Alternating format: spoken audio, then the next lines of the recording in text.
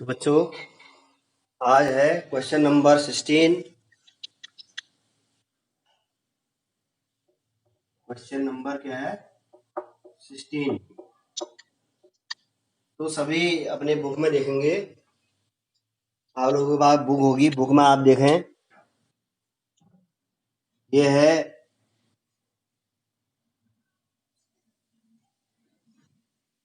सही एवं गलत कथनों की पहचान करें।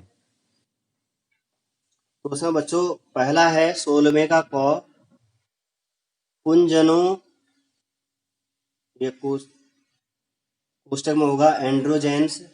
जानते हैं आप एंड्रोजेंस क्या है? ये नर लिंग हार्मोन है। एंड्रोजेंस का उत्पादन सर्टोली कोशिकाओं द्वारा होता है। तो ये कथन है गलत, क्योंकि बच्चों जो सर्टोली कोशिकाएं होती है शुक्राणुओं को क्या करती हैं? पहले बताया था मैंने आप लोगों को, पोषण प्रदान कराती हैं। तो ये कथन गलत है। दूसरा आप देखेंगे, शुक्राणु को सर्टोली कोशिकाओं से पोषण प्राप्त होता है। बिल्कुल सही है ये। शुक्राणु को सर्टोली कोशिकाओं से पोषण होता है, तो ये सही है। अब इसमें तीसरा देखेंगे, लीडिंग कोशिकाएं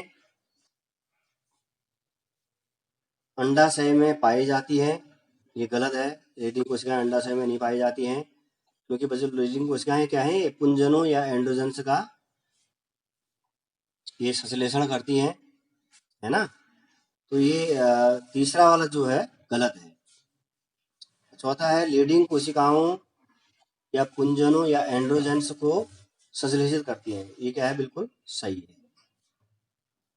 अब पांचवा देखेंगे, अंड जनन पित्तपिंड या कार्पस ल्यूटियम में संपन्न होता है। बिल्कुल गलत है ये अंड जनन ये कार्पस ल्यूटियम में स्रावित नहीं होता है। ये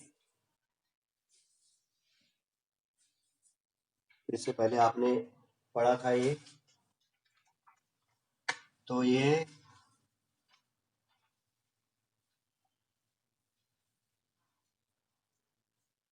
पीयूष ग्रंथि से स्रावित होने वाले हार्मोन एफएसएच या से ये मिश्रण होता है ये, तो इसलिए ये क्या है? गलत है। अब अगला है, सगर्भता या प्रेगनेंसी के दौरान आर्तव चक्र या मेंस्ट्रुअल साइकिल होता है, मेंस्ट्रुअल चक्र बंद होता है।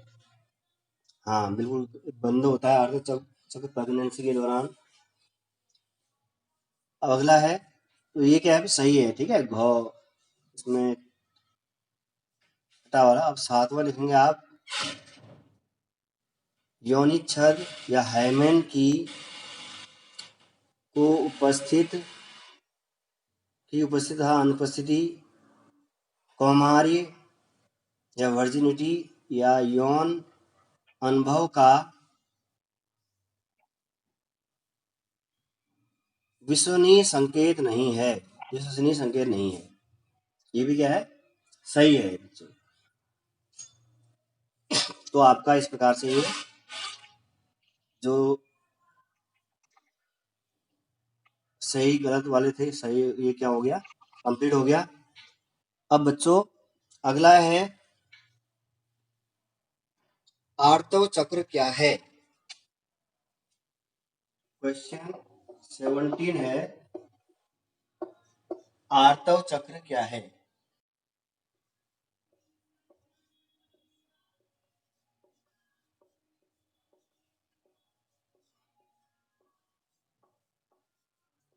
आर्तव चक्र क्या है?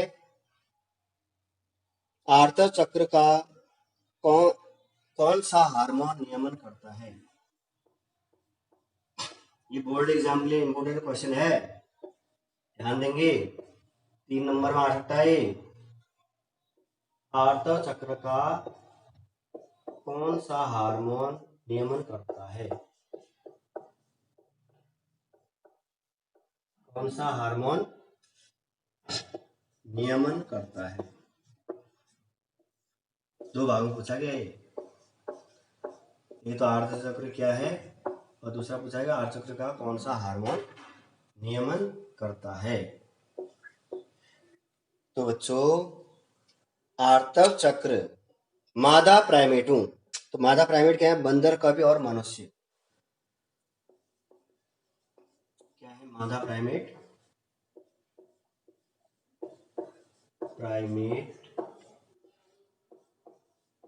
बंदर,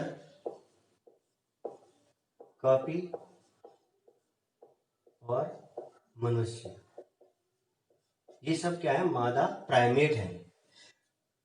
तो बच्चों मादा प्राइमेट में होने वाले जनन चक्र को, मादा प्राइमेट में होने वाले जनन चक्र को क्या कहते हैं, आर्तव चक्र कहते हैं। क्या कहते हैं, आर्तव चक्र कहते हैं, या सामान्य रूप से इसे मासिक चक्र भी कहते हैं। तो बच्चों प्रथम जो ऋतुस्राव होता है, जो प्रथम ऋतुस्राव की शुरुआत यौनारंभ से होती है, जिसे क्या कहते हैं, जिसे रजो दर्शन कहते हैं। क्या कहते हैं, रजो दर्शन। यौनारंभ से प्रथम ऋतुस्राव होता है, जिसे क्या कहते हैं बच्चों, रजो दर्शन कहते हैं। और स्त्रियों में यह आर्तव चक्र प्रायः 28 से 29 दिनों की अवधि, कब, 28 से 29 दिनों की अवधि में यह होता है। और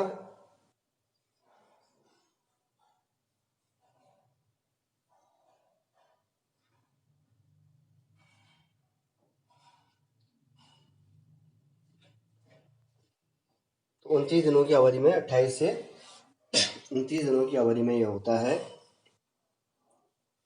और बच्चों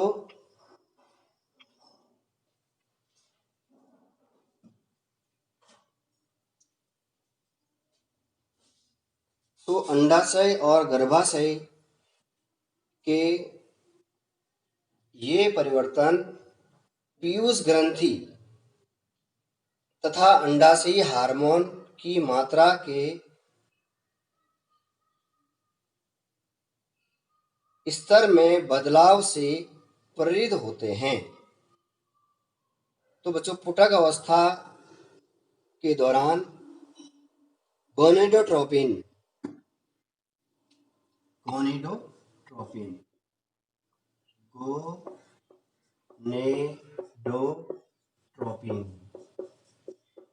ये हार्मोन गोनेडोट्रोपिन के अंतर्गत क्या आ जाता है फिर, ल्यूटिनाइजिंग हार्मोन। क्या आ जाता है, ल्यूटिनाइजिंग पित्तपिंडकर हार्मोन आ जाता है। और FSH पुटिका प्रेरक हार्मोन, फॉलिकल स्टिमुलेटेड हार्मोन। तो ये हार्मोन का श्रावण धीरे धीरे बढ़ जाता है। कौन सा हार्मोन बताया मैंने, LH और FSH। तो दोनों से आर्तव चक्र के मध्य अपनी ये उच्चतम स्थिति को प्राप्त कर लेते हैं, ये दोनों हार्मोन LH भी FSH भी। और मध्य चक्र के दौरान फिर LH का तीव्र श्रावण होता है, FSH का नहीं होता है, केवल किसका होता है, LH का तीव्र श्रावण होता है। और ये अपने अधिकतम स्तर पर पहुंच जाता है, ल्यूटिनाइजिंग हार्मोन, पित्तपिंडकर हार्मोन। तो उसे LH सर्ज भी कहा जाता है। क्या कहा जाता है इसे, LH सर्ज, LH सर्ज भी इसे हम कहते हैं। तो बच्चों तो ये क्या करता है, जो ग्राफिन पुटिका के फटने को ये प्रेरित करता है। किसके फटने को, ग्राफिन पुटिका के फटने को यह प्रेरित करता है, जिसके कारण जो अंडाणु होता है बच्चों वो मूर्छित हो जाता है। मूर्छित का मतलब निकल जाता है। और यानी अंडोत्सर्ग हो जाता है और बाद में फिर अंडोत्सर्ग के बाद पित्त प्रावस्था होती है। तो बच्चों इस अवस्था में जो अंड है वह उस पर भारी मात्रा पे प्रोजेस्टेरॉन हार्मोन स्रावित होता है जो गर्भाशय में उसे अंतः स्तर में बनाए रखता है। प्रोजेस्टेरॉन हार्मोन, कौन सा हार्मोन? Progesterone hormone. तो ये गर्भाशय के अंतः स्तर में इसे बनाए रखता है। क्या करता है? गर्भाशय के अंतः स्तर में इसको, अंडाणु को बनाए रखता है। और इस प्रकार वहां पर ये निषेचन के लिए तैयार रहता है। और बच्चों यदि सगर्भता हो जाती है, यदि गर्भ ठहर जाता है, उस दशा में क्या होता है? आर्तव चक्र बंद हो जाता है और निषेचन। और यदि निषेचन नहीं होता है, निषेचन न होने की दशा में क्या होता है बच्चों? ये रजोधर्म कार्पस ल्यूटियम फट करके उसके साथ रक्त का स्राव भी आता है, रक्त की मात्रा में रक्त आता है, जिससे रजोधर्म प्रारंभ हो जाता है। तो बच्चों स्त्री में आर्तव चक्र ये तो लगभग 13 से 15 वर्ष की उम्र में रजो दर्शन होता है। और जो रजोनी वृत्ति होती है तो लगभग स्त्रियों में 50 वर्ष की आयु लगभग में आर्तव चक्र बनना क्या होता है? आर्तव चक्र बंद हो जाता है। तो यह प्रक्रिया क्या कहलाती है? आर्तव चक्र का बंद होना क्या कहलाता है? रजोनी वृत्ति। रजोनी वृत्ति। तो बच्चों लगभग 50 वर्ष की उम्र में ये रजोनी मासिक धर्म जो है ये आर्तव चक्र बंद हो जाता है, जिसे रजोनी वृत्ति कहते हैं। क्या कहते हैं? रजोनी वृत्ति कहते हैं। तो ये है क्या? ये आर्तव चक्र। तो अभी मैं इसको पीडीएफ में भी भेज दूंगा, तो वहां से और अच्छे से समझ लेंगे आप। अगला क्वेश्चन है क्वेश्चन नंबर 18। प्रसव क्या है? प्रसव क्या है? प्रसव को प्रेरित करने वाले कौन कौन से हार्मोन शामिल होते हैं? प्रसव को प्रेरित करने में कौन से हार्मोन शामिल होते हैं? प्रसव को प्रेरित करने में कौन से हार्मोन शामिल होते हैं? कौन से हार्मोन स्रावित होते हैं? संभवतः 2 नंबर में आ सकता है ये भी। तो बच्चों मानव में सगर्भता की औसत अवधि, मानव में सगर्भता की औसत अवधि 9.5, 9 से ही उल्टे 2 यानी 9.5 वर्ष, 9.5 माह, सॉरी 9.5 वर्ष नहीं, 9.5 माह होती है, जिसे क्या कहते हैं? गर्भावधि कहते हैं। गर्भावधि। तो मानव में कितनी होती है? लगभग 9.5 महीने, है ना? गर्भावधि होती है। और सगर्भता के अंत में गर्भाशय में तीव्र संकुचनों के कारण गर्भ बाहर निकल आता है। गर्भाशय में तीव्र संकुचन होता है, जिस कारण से गर्भ बाहर निकल आता है। और गर्भ के बाहर निकलने को, इस क्रिया को, गर्भ के बाहर निकलने की क्रिया को हम क्या कहेंगे? शिशु जन्म या प्रसव कहते हैं। तो यह पीयूष ग्रंथि से, कौन सी ग्रंथि से? इस ग्रंथि का नाम आपने सुना होगा, इसे मास्टर ग्रंथि भी कहते हैं। तो इससे ऑक्सीटोसिन हार्मोन रिलीज होता है। ऑक्सीटोसिन हार्मोन कौन सा हार्मोन बच्चों? तो ये क्या करता है, ये ऑक्सीटोसिन हार्मोन, ये भ्रूण के निकलने को, इसकी क्रिया को सक्रिय करता है। ये ऑक्सीटोसिन का मुख्य कार्य होता है गर्भाशय में संकुचन को बढ़ाना, संकुचन को बढ़ाना, उनकी पेशियों को संकुचन प्रदान करना। और ये संकुचन ऑक्सीटोसिन के अधिक श्रावण को उद्दीपन करता है। जैसे संकुचन बढ़ने लगेगा तो ऑक्सीटोसिन की मात्रा भी बढ़ने लगेगी। तो इससे गर्भाशय संकोचनों तथा ऑक्सीटोसिन स्राव के बीच लगातार उद्दीपित परावर्तक प्रतिवर्त के कारण यह संकुचन तीव्र और तीव्र होने लगता है। इससे शिशु मां के गर्भाशय से बाहर जनन नाल द्वारा, किसके द्वारा? जनन नाल के द्वारा बाहर निकल आता है। इसके द्वारा जनन नाल के द्वारा बाहर निकल आता है। और शिशु के जन्म के तुरंत बाद ही अपरा भी, अपरा सुना होगा, प्लेसेंटा कहते हैं, अपरा भी शिशु के साथ बाहर निकल आती है। इस अपरा से ही शिशु को क्या मिलता है? मां के पेट में पोषण मिलता है। तो बच्चों यह है प्रसव की। तो कौन सा हार्मोन प्रेरित कर रहा है? फिर ऑक्सीटोसिन। यही इस गर्भाशय में संकुचन की दर को बढ़ाने का काम करता है, यही ऑक्सीटोसिन। अब अगला क्वेश्चन, हमारे समाज में क्या,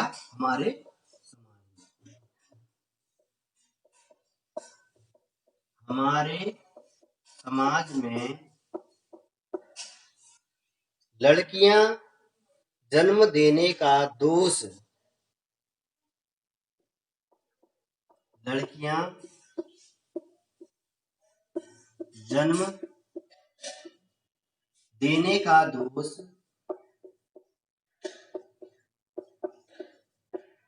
लड़कियां जन्म देने का दोष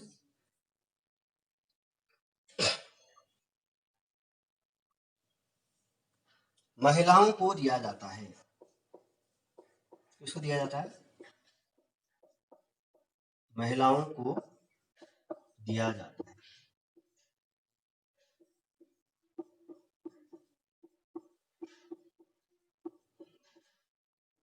तो बच्चों इस क्वेश्चन को समझेंगे आप। दिया जाता है, बताएं कि यह क्यों सही नहीं है। बताएं यह क्यों सही नहीं है।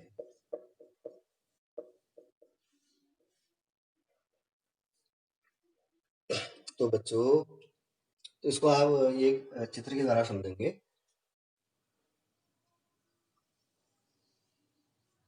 क्या है? अंडाणु।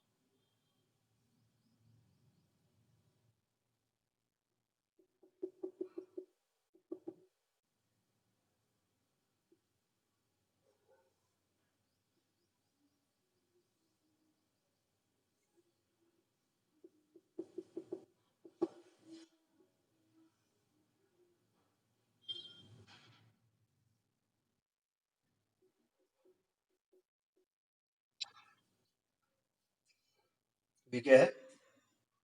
शुक्राणु। शुक्राणु की संरचना आपने बना रखी है और ये उसके अंदर जोना प्लूसिडा ये वाला भाग कहलाता है।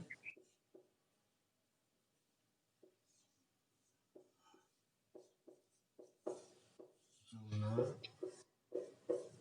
प्लूसिडा और ये परिपीतक अवकाश ये दिख रहा है, ये है परिपीतक अवकाश।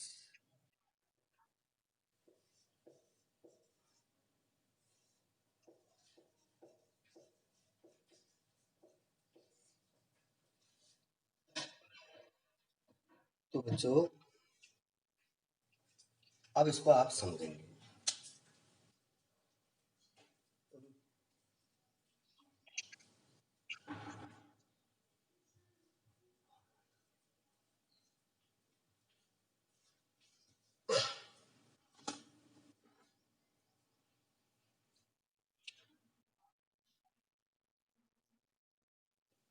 तो बच्चों आपको पता है मानव में 23 जोड़ी गुणसूत्र पाए जाते हैं।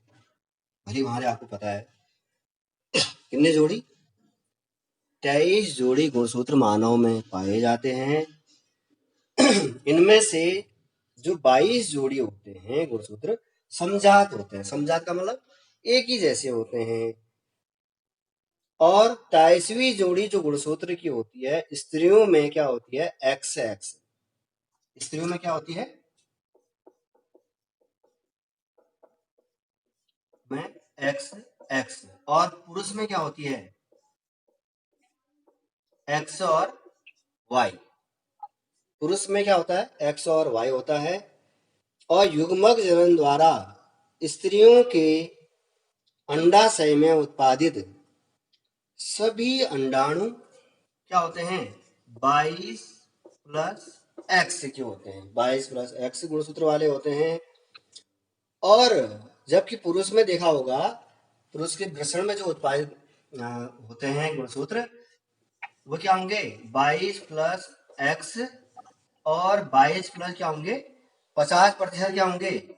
22 प्लस एक्स वाले होंगे और 50% क्या होंगे? 22 प्लस वाई वाले होते हैं।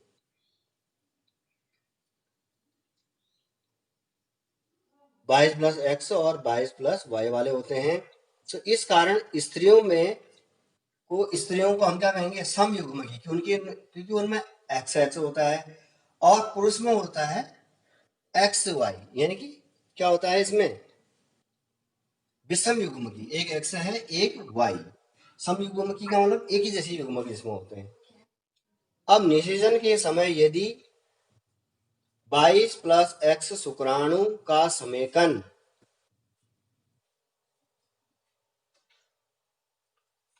अंडाणु के साथ होता है तब मादा संतान उत्पन्न होती है, क्योंकि इनकी जीन संरचना क्या हो जाएगी उस समय? 44 प्लस एक्स एक्स। तो ये संतान कैसी होगी? मादा। और यदि अंडाणु का समेकन 22 प्लस वाई शुक्राणु के साथ होता है क्या क्या होगा फिर? 44 प्लस एक्स और वाई। तो ये कैसा होगा? संतान कैसी होगी? ये नर संतान होगी, है ना? तो बच्चों यदि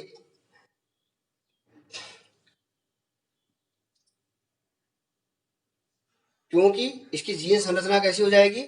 44 प्लस एक्स वाई हो जाएगी। तो इससे क्या स्पष्ट हो रहा है? तो इससे स्पष्ट होता है लिंग के निर्धारण में स्त्रियों की कोई भी भूमिका नहीं होती है और ये समयुग्मकी होती हैं, क्योंकि अंडाशय में केवल एक ही प्रकार के अंड उत्पादित होते हैं, है ना? और एक महीने में केवल एक ही अंड क्या होगा? परिपक्व होता है। तो अब पुरुष का इसके लिए कौन जिम्मेदार है? पुरुष का वाई गुणसूत्र जिम्मेदार है, लेकिन ज्यादा दोष किसको दिया जाता है? महिलाओं को दोष दिया जाता है। जो क्या है, एक तरफ से गलत है। तो इसके लिए जिम्मेदार कौन है? पुरुष का वाई गुणसूत्र। तो बच्चों, अब अगला क्वेश्चन है, एक माह में मानव अंडाशय से कितने अंडे मोचित होते हैं? यदि माता ने समरूप जुड़वा बच्चों को जन्म दिया है तो आप क्या सोचते हैं कि कितने अंडे मोचित हुए होंगे? क्या आपका उत्तर बदलेगा?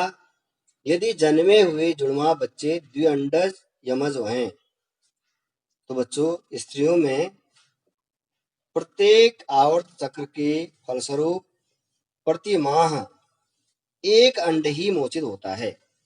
केवल एक अंड मोचित होगा। तो समरूप जुड़वा का जन्म एक निषेधी युग्मन से ही होता है। जो समरूप जुड़वा होगा उसका जन्म क्या होगा? एक निषेधी युग्मन से ही होता है। तो बच्चों, प्रथम विभाजन के फलस्वरूप बनी कोरक खंड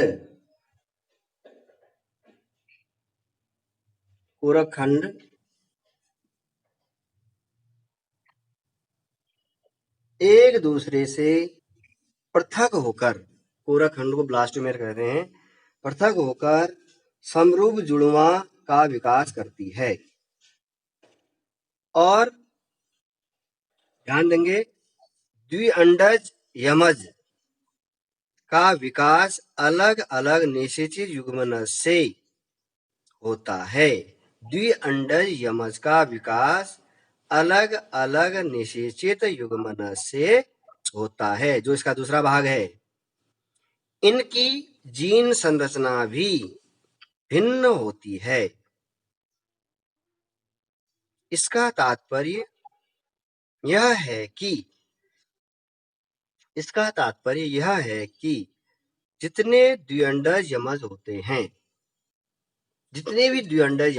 हैं उतने ही अंडाणुओं का निषेचन भिन्न शुक्राणु से होता है। उतने ही अंडाणुओं का निषेचन भिन्न शुक्राणुओं से होता है। इस क्वेश्चन को थोड़ा पहले से समझ जाएंगे क्योंकि ये 2-3 भागों में पूछा गया है। तो बच्चों, स्त्रियों में प्रत्येक आर्तव चक्र के फलस्वरूप प्रति माह एक अंड ही मोचित होता है।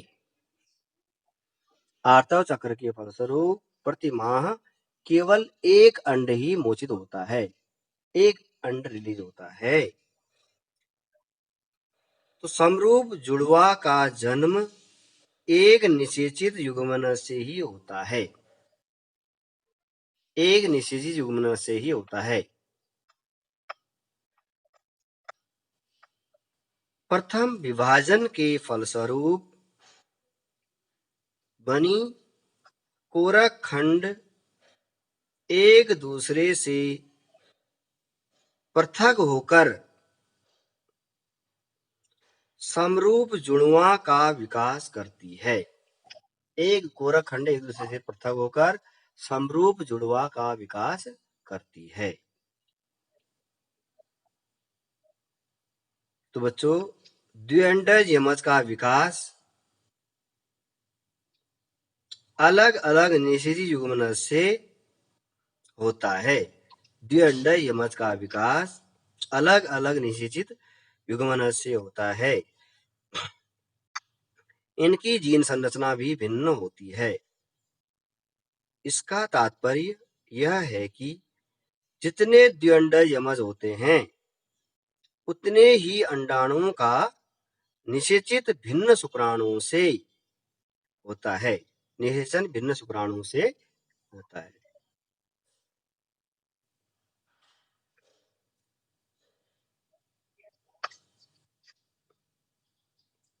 तो बच्चों, अब अगला प्रश्न है, आप क्या सोचते हैं कि कुतिया जिसने 6 बच्चों को जन्म दिया है, कितने बच्चों को? 6 बच्चों को जन्म दिया है, के अंडाशय से कितने अंडे मोचित हुए थे? 6 बच्चों को जन्म दिया तो कितने अंडे मोचित हुए होंगे? तो बच्चों, अंडाशय से 6 अंडे मोचित हुए होंगे। कितने? जितने बच्चे हुए उतने ही अंडे मोचित हुए होंगे।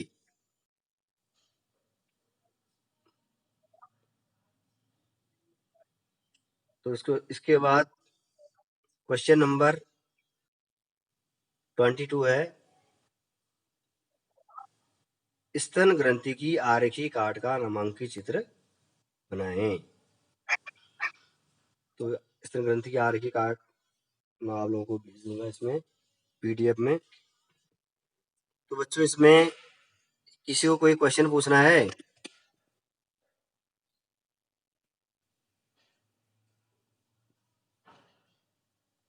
बताइए आप लोग। आ रहा है, समझ में आ रहा है आप लोगों के?